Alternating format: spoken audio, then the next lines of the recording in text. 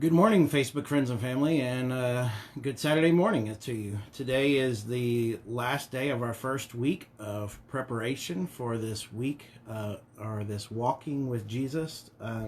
Today we have our story is John prioritizing Jesus. This is just found in one gospel. This is out of John's gospel, the third chapter, and I'll be reading verses 22 through 36. Afterwards, Jesus and his disciples left Jerusalem, but they stayed in Judea for a while and baptized there. At this time, John the Baptist was baptizing at Aenon, near Salem, because there was plenty of water there, and people kept coming to him for baptism. This was before John was put into prison. At that time, a certain Jew began to argue an argument with John's disciples over ceremonial cleansing. John's disciples came to him and said, "Teacher, the man you met on the other side of the Jordan River, the one you said was the Messiah, is also baptizing people, and everybody is going over there instead of coming here to us." John replied, "God in heaven appoints each person's work. You yourself know how plainly I told you that I am not the Messiah. I am here to prepare the way for him. That is all. The bride will go where the bridegroom is. A bridegroom's friend rejoices with him. I am the bridegroom's friend. I am filled with joy at his success. He must become greater and greater, and I must become less and less. He has come from above and is greater than anyone else. I am of the earth, and my understanding is limited to the things of earth. But he has come from heaven. He tells what he has seen and heard, but how few believe what he tells them. Those who believe him discover that God is true, for he is sent by God. He speaks God's words, for God's Spirit is upon him without measure or limit.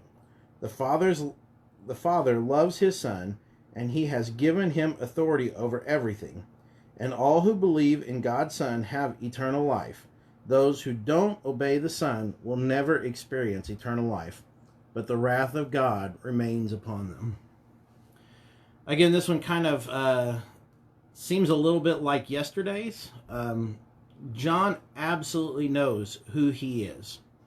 He understands his purpose. He understands his calling. And the interesting thing is, in many ways, John's disciples are much like we would be today. If someone else was doing my job here in Tell City and they were claiming to be the Methodist pastor in town, there's probably a part of me that would get a little jealous, especially if they were being successful.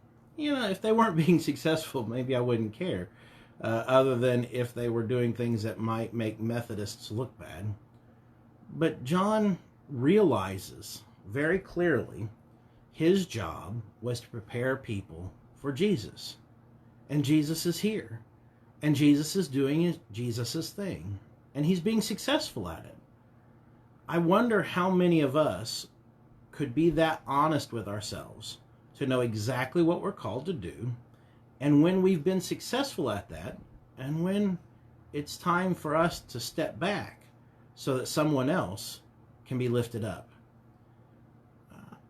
That's a hard thing to do, especially in our American culture. We like being acknowledged.